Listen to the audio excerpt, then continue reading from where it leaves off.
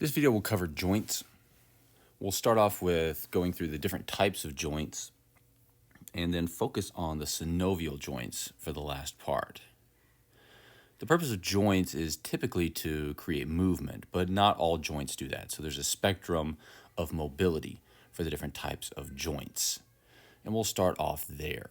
Sometimes joints get damaged and need to be repaired or replaced, and so we can see that going on here.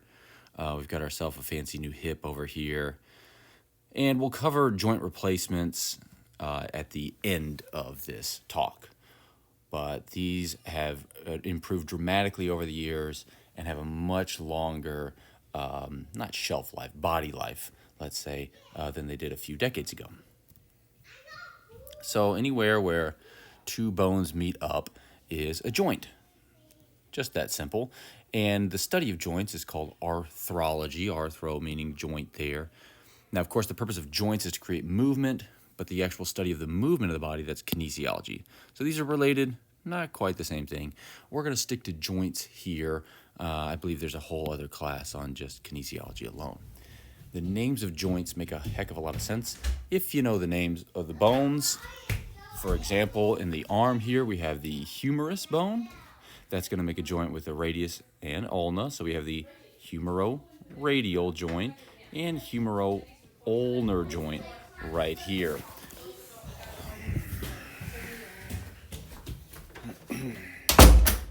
Okay, sorry about that. Now, there are 4 categories of joints depending on what makes them up. So if the joint itself is made of bone, that's the synostosis here. If it's made by a bunch of collagen, synarthrosis, also called a fibrous joint. If it's made of cartilage, it's called a cartilaginous joint, or the amphioarthrosis here. And the most mobile of them all is the synovial, or diarthrosis. So in this case, we're linked by an actual fluid-filled joint capsule, making it highly mobile. And so these categories are arranged in order of least to most mobile. The bony joints are there to fuse together 2 separate bones to make one.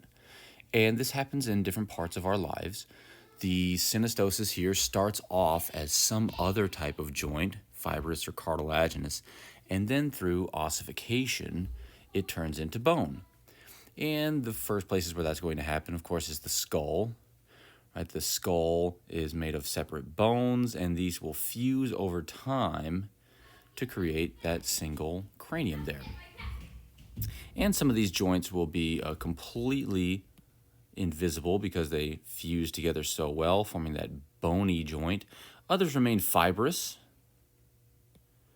so some degree of flexibility, but not that much. Outside of the skull, at different points in our lives, you can see here that bony joints are going to form, and in each case, what they're doing is fusing bones together, either to build a single hip bone or along all of those growth plates, the epiphysis and diaphysis of long bones fuse together to form a single bone. And then in our old age, often we'll see a fusing of that first rib with the sternum. The fibrous joints, you can see those are the ones that are remaining over here, not on the frontal bone, but on the others. Those are made of a whole bunch of collagen fibers. And there's a few different types of these. We have the suture joint here. Great example is in the skull. Here we have very short fibers, and they can be arranged in a few different ways, and that's shown down here on the bottom with an analogous wood joint in case you're into woodworking. So the serrated joint here, you can see has a lot of overlapping going in both directions, similar to a dovetail joint. A lap suture is where there's this angled break in the 2 bones there, or this angled separation, and that just increases surface area, not quite as much as the serrate, but still better than the plane, which is analogous to the butt joint in wood. So just stick 2 pieces of wood together and add some glue, and they'll kind of hold together, but they're nowhere near as strong as a dovetail joint. So we have different types of sutures there. They're all short, and what they vary in is really their surface area. and that'll determine their relative strengths. Then we have the gomphoses. In this case, now instead of having just kind of even, short fibers of collagen, now we have these bundles of collagen fibers. And this helps hold our teeth in place. Then there's the syndesmoses, and these are going to be much longer. So still kind of uniform bundles, so kind of like a suture, but just spanning a greater distance. This will provide a little bit of mobility. And a great example, let's go back a slide or two. There we go. These joints that are forming between the radius and ulna, that'll hold the two bones together, but allow them to move just a bit so we can still get rotation in our wrist there. The cartilaginous joints are comprise two types, depending on what kind of cartilage.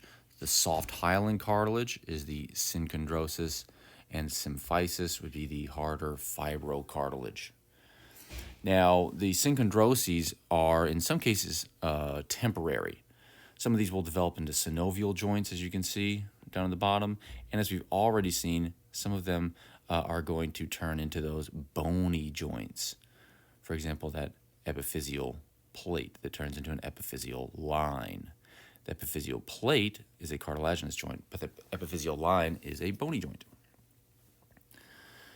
Fibrocartilage we'll find, for example, between the vertebrae, and this harder cartilage there is really to provide a cushion and a little bit of mobility, but not a lot. So we want to hopefully keep the vertebrae pretty well aligned with one another. But what we're really worried about is creating a cushion. So we want them to stay aligned, but we don't want them to bump into each other. Not looking for a ton of mobility here. If we want a ton of mobility, that's the purpose of synovial joints, where we have that joint capsule connecting the two bones. And the two bones remain freely separated, so that's why it's that diarthrosis, right? So we've got two separate bones making up the joint. They don't fuse together and join with any fibers. We are going to find ourselves some cartilage here, though, but really it's just as a covering. It's this hyaline cartilage at the end, also called the articular cartilage, because it's going to let the bones glide along one another and thus articulate. Okay, so the joint capsule itself has this fibrous capsule on the outside to kind of hold everything in, and this fuses with the periosteum of the two bones. Then there's the synovial membrane that actually holds the synovial fluid inside. So the tough fibrous capsule to keep the bones connected, and then the synovial membrane there secretes this synovial fluid, which is very thick like an egg white. So synovial like an egg. And of course there's innervation at the joint capsule. That way we have some idea of how bent each joint is, so we can sense our body position. The joint cavity here is the space between the two joints, and the whole point here is to allow free movement, or at least somewhat free movement, at that joint. This is aided by the cartilage, covering both bony structures, and by the synovial fluid that fills the space. The synovial fluid is there, of course, to create lubrication, but it also contains polysaccharides, proteins, and fats to nourish the cartilage and keep that in good condition. Now, the function at our synovial joints here is aided by tendon sheaths and bursae whenever we get into really tight spaces, like in the hands, for example. We can't really fill the fingers up with a whole bunch of musculature, so instead we have to run tendons over great distance, so muscles can pull on those bones in the fingers. So the bursae are going to help here by creating essentially a lubricated sac around the tendon there. So this is filled with the same old synovial fluid that we find at the joint. And what this will do is surround the tendons and prevent them from rubbing on any of the nearby structures, muscles, other tendons, bone, and skin. So this way tendons can slide. When the muscle contracts, the whole tendon gets pulled and nothing gets rubbed. So there's the bursae there, that's the green part of this illustration. And the tendon sheaths are, of course, the white parts, these sheaths of tendon. So the bursae wrap around the tendons, forming the tendon sheath, and that way we can slide and flex our fingers and stuff like that. Now, of course, the whole point of a joint is to move us, but not every joint is going to be created in the same way.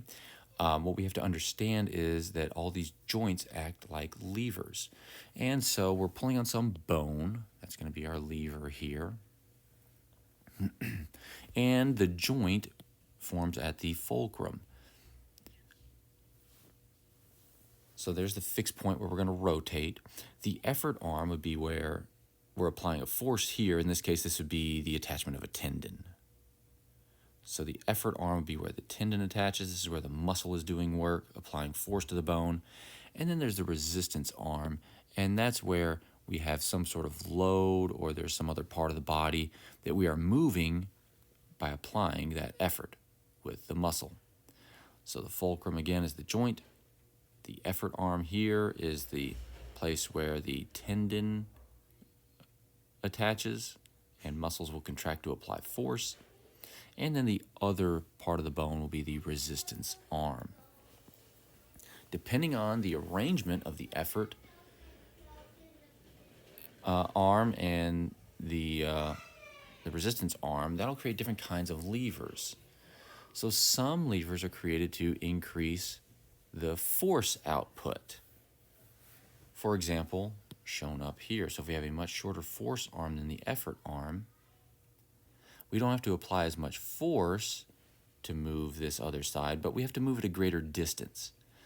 So this will allow us to move things that we're not necessarily strong enough to move if we just tried to pull on them. But by applying this little bit of physics here and creating what we call mechanical advantage, notice MA greater than 1, mechanical advantage is calculating by taking the distance of the effort lever and the resistance lever. Here's the nice little formula for that. So if the effort arm is longer than the resistance arm, then we have a mechanical advantage greater than 1. That means things will be easier to move, but they won't move as far. Great example, this would be a crowbar. On the other hand, most joints are actually set up with mechanical advantages of less than 1, because what we'd like to do is apply effort over a very small distance and create a much larger movement.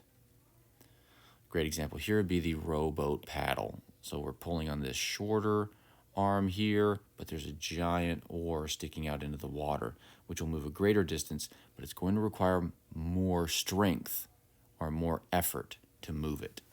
So these have their trade-offs.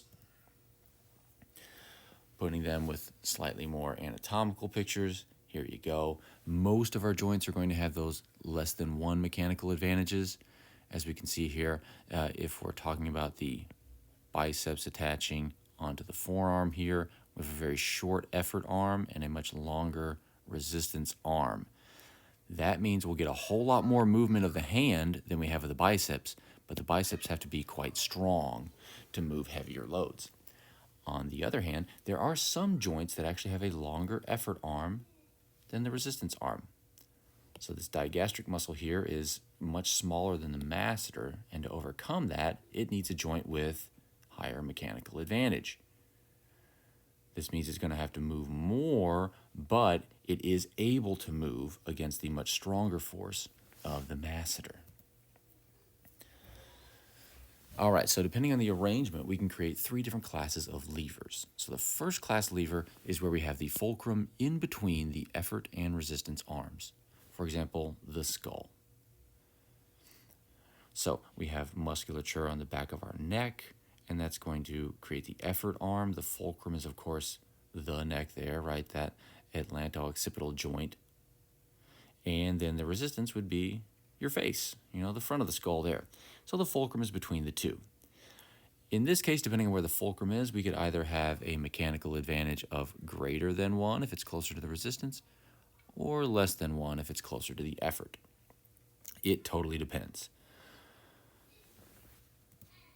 Second-class levers always have a mechanical advantage greater than 1 because the resistance arm is between the fulcrum and the effort. So the resistance arm has to be shorter than the effort arm. Mechanical advantage is always greater than 1. The wheelbarrow is a great example here. We also saw that digastric muscle earlier. And then the example shown here in the book is whenever you have a kid sitting on your leg there and you can bounce them up and down even though they weigh quite a bit. That's because your effort arm here is much longer than your resistance arm. And so you can just with one leg there bounce the kid up and down, but of course not that high. So you can create a lot of force, but not a lot of distance. Third-class levers always have mechanical advantage of less than 1. And in this case, notice what we've done here. Let's go back one. We're switching the resistance and effort arm. Now the resistance arm is always longer because the effort is between the fulcrum and resistance. And so the effort arm has to be shorter than the resistance arm. We've got our good old paddle here, or the good old elbow flexion by the biceps. Now, obviously, if the opening of the jaw has mechanical advantage of greater than 1, the closing of the jaw has a mechanical advantage of less than 1. And this allows the pretty short temporalis muscle there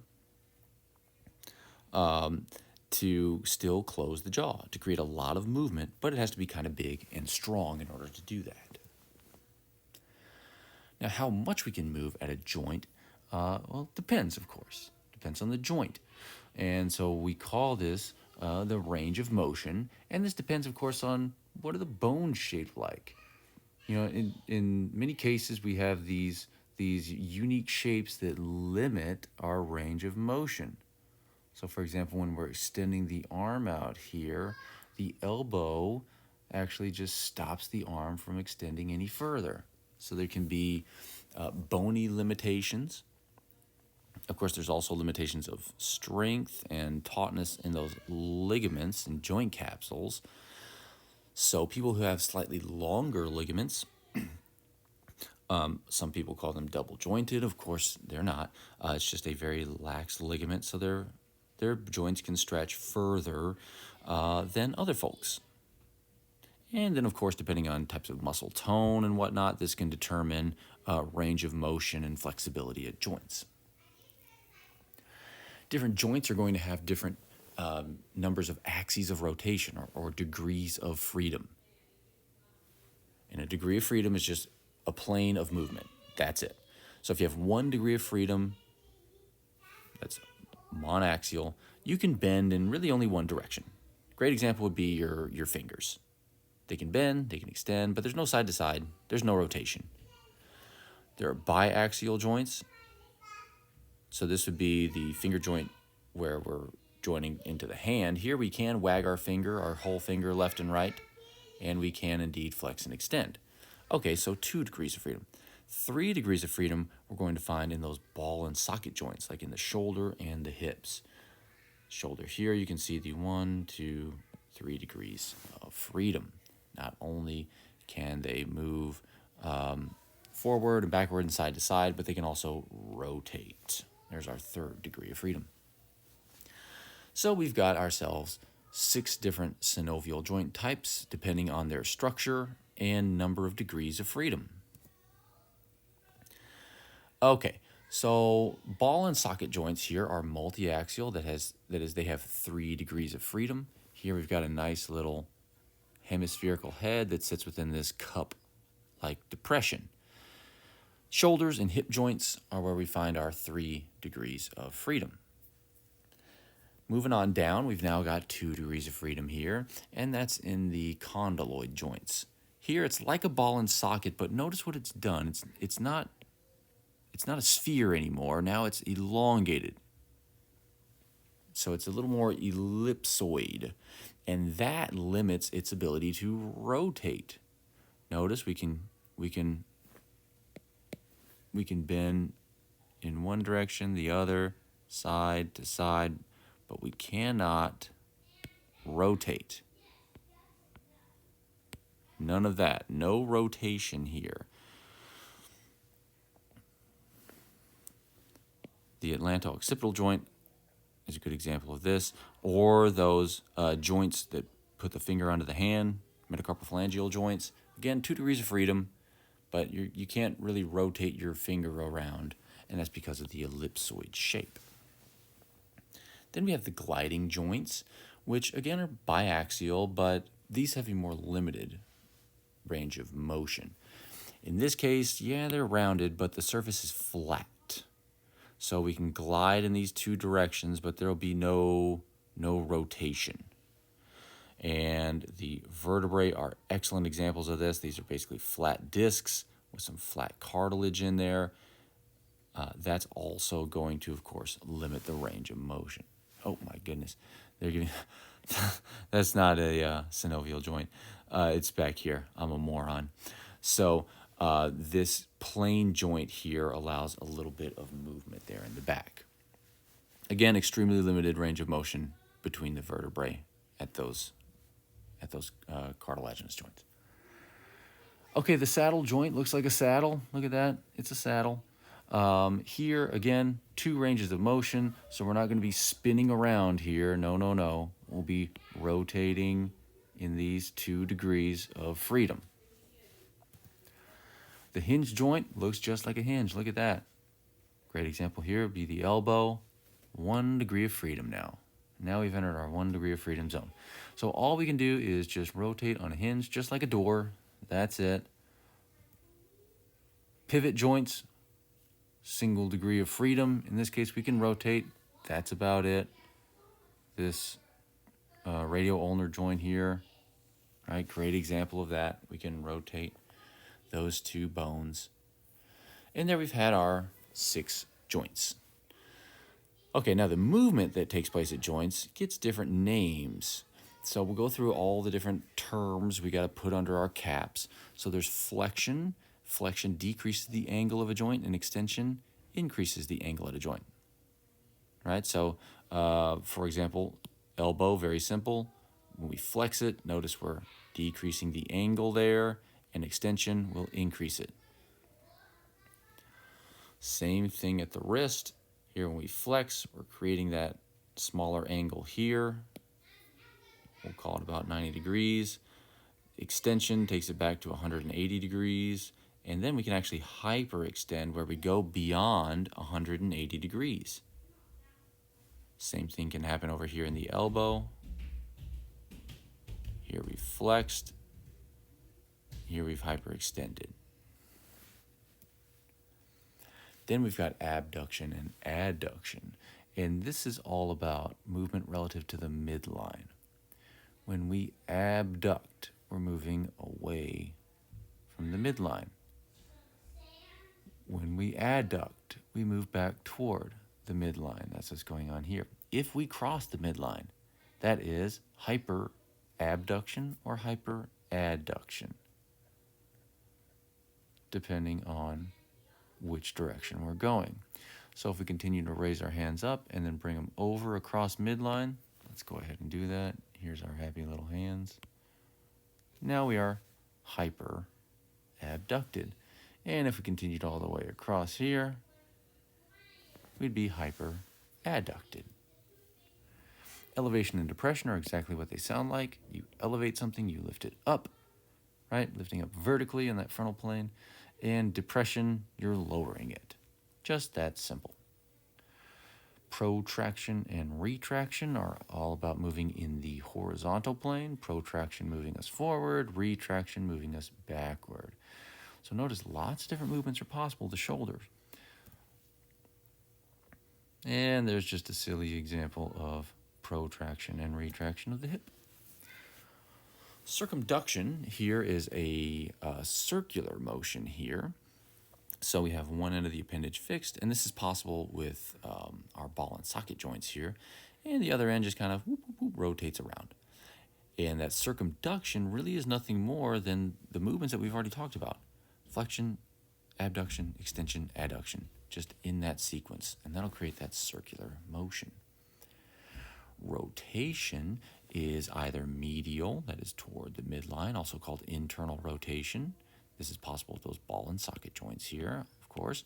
And then it can also be lateral or external rotation, moving away from the midline of the body. Supination and pronation are terms that we have for the hands and feet here. So if we supinate, we rotate the forearm so that the palm faces upward. So the palm is now superior. That's how I remember that. Superior, palm is facing upward. So supination. When we have pronation, we rotate. Now the palm is facing downward.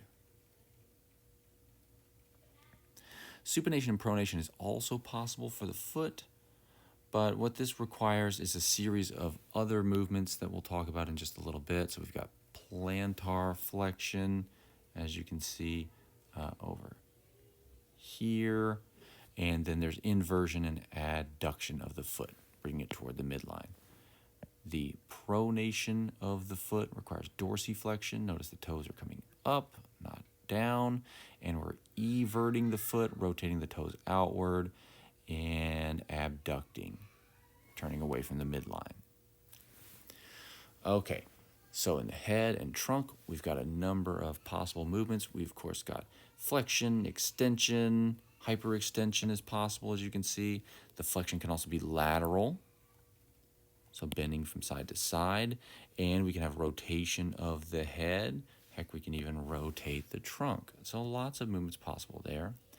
The jaw, we can have the protraction, that's again pushing forward, retraction, bringing the jaw backward, elevation and depression, that's the chewing motion going up and down, and the lateral and medial excursion, so taking the jaw to one side or taking it back to midline.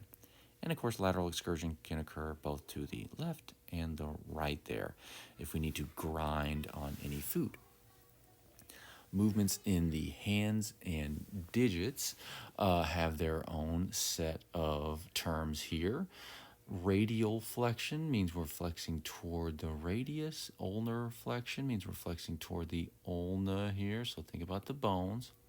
We can abduct the fingers, that is, spread them out. We can also adduct them, bring them back into the center. We can hyperadduct them to cross them. The wrist, of course, can still flex, extend, hyperextend. The thumb has all kinds of movements. There's all kinds of abduction that's possible. So when it's adducted, it's sitting there on the side. We can flex it, bring it toward the other digits, 2 through 5. If we then touch them, that's opposition. Extension is where we then put the plane we put the thumb in the plane with the fingers, but they're not touching. Palmar abduction, notice what's going on here. We're making the L here, so we're abducted, we're moving away from the midline, but in the plane of the palm, so this is a flat surface.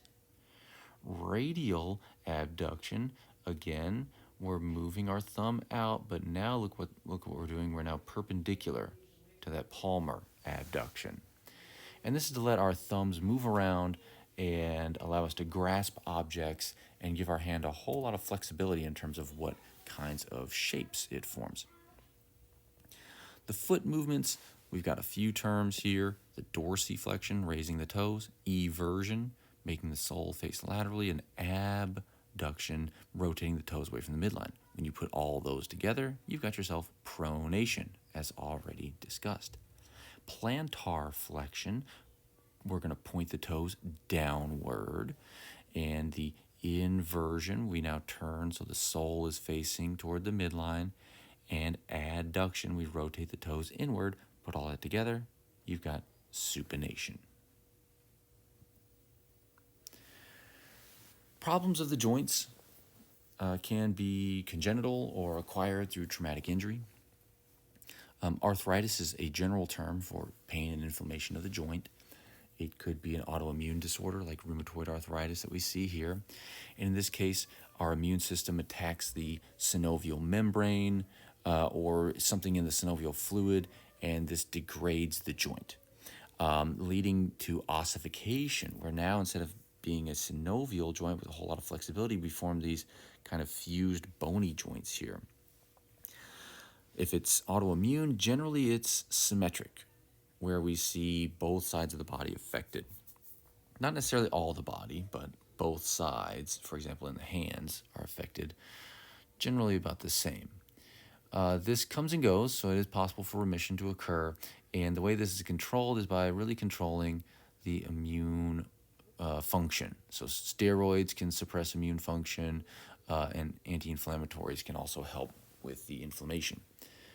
Now, wear and tear of the joint is osteoarthritis, and in this case, the articular cartilage degenerates, and this can create cracking sounds at the joint. Bone spurs can develop if there's exposed bone, and these can be quite painful. So what we do about these joint issues is put in some kind of prosthetic if it gets bad enough. So arthroplasty is the replacement of joints with some kind of joint prosthesis. And this is really common in older folks because, well, joints are really mobile and they wear out. And they're available at a variety of joints, as you can see here. In fact, nowadays, they can even make these custom for you with some 3D printing. The materials that they use are very strong, non-toxic, and resist corrosion. So the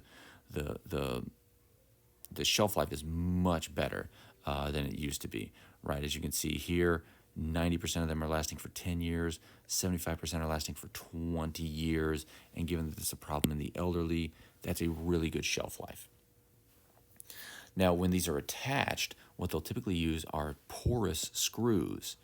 So screws with little holes in them that it's going to allow the joint to remodel the screw and actually build joint into the screw to hold this new joint in place. And that does it for our joint video. If you have any questions, feel free to email me. Hopefully this is helpful. I'll see you in the next class.